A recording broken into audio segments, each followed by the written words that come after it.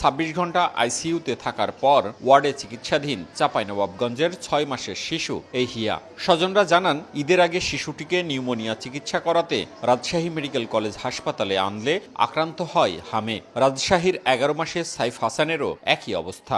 বেডের নিচে থাকতে হয়েছে বাচ্চাকে নিয়ে, আবার সেখানে হচ্ছে যে হামের রোগী ছিল, হালকা হালকা ছিল, গালে একাটুক দেখা দিয়েছিল।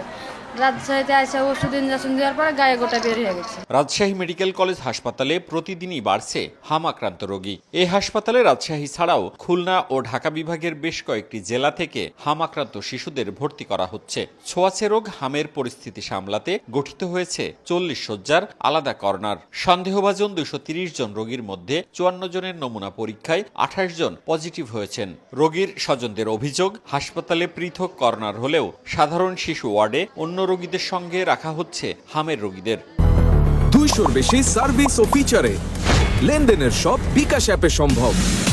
ঝাড়ি মারছে ওরা, যে আমরা কত দেখবো, আমরা তো দেখতেই আছি এভাবে ঝাড়ি মারছে। টহল দেয় না, টহল দেওয়ার নিয়ম এগুলো দেয় না ঠিক মতো। আমি বাড়ি থেকে কিছু হয়ে আসছে, এখানেও হয়েছে অনেকটা। বাচ্চা আমার বাড়িতে ভালো, কিন্তু এখানে এসে হাম হয়ে গেছে। বাচ্চার মাত্র রুগী আছে, ওনার চিকিৎসা চলছে, বাচ্চার আবার এখানে এসে হাম হয়ে গেছে। যাচাই বাছাই না করে সবাইকে আইসোলেশন ওয়ার্ডে দিয়ে দিই, তাহলে কিন্তু আবার দেখা যাবে যে সংক্রমিত তার থেকে বেশি অসংক্রমিত যারা থাকবে তাদের মধ্যে রোগটি ছড়িয়ে যাবে। এই জন্য আমরা আগে পরীক্ষা নিরীক্ষা করে সুনিশ্চিত হচ্ছি, তারপরে আইসোলেশন ওয়ার্ডে দিচ্ছি। রাজশাহী বিভাগীয় স্বাস্থ্য পরিচালকের কার্যালয় সূত্রে বিভাগে ছড়িয়ে পড়েছে হাম। 342 জন সন্দেহভাজন রোগীর মধ্যে 246 রোগীর নমুনা পরীক্ষা করে 77 জন পজিটিভ।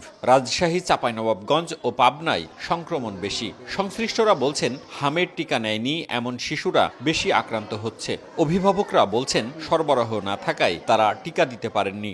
প্রথম টিকা দিয়ে আর টিকাই দিইনি, কারণ আমার মেয়ে শরীর খারাপ কাটে না, ওই জন্য টিকা দিতে পারিনি। 9 মাসে যে টিকাটা দিতে গিয়েছিলাম সেই টিকাটা ছিল না, সেই সময় টিকাটা ছিল না, বলেছিল যে পরবর্তীতে দিবে, তো সেটা পরবর্তীতে দেওয়া হয়নি। সুস্থ হয়ে গেছিল, নিয়ে চলে গেছিলাম, ছাড় দিয়ে দিয়েছিলাম, চলে গেছিলাম, আবার জিনিসটা বেশি হয়ে গেছে। বিভাগীয় স্বাস্থ্য পরিচালক জানিয়েছে, টিকাদান সঠিকভাবে না হয় এমন পরিস্থিতি। চলতি বছর টিকা দেয়া হবে বলেও জানান তিনি। এমআর ক্যাম্পেইনটা বিলম্ব হয়েছে আর কি। এমআর ক্যাম্পেইনটি আমরা 26 সালে খুব নিকট ভবিষ্যতে আমরা সম্পন্ন করতে সক্ষম হব, এবং এ ব্যাপারে স্বাস্থ্য অধিদপ্তর সজাগ রয়েছে। চলতি মাসে রাজশাহী মেডিকেল কলেজ হাসপাতালে হামের উপসর্গ থাকা 12 শিশু মারা গেছে বলে দাবি করেছেন অভিভাবকরা। তবে সরকারি হিসেব বলছে, বিভাগের পাবনায় 2 জন, রাজশাহী নগরীতে 1 জন মারা গেছে। মওদুদ রানা, সময় সংবাদ, রাজশাহী।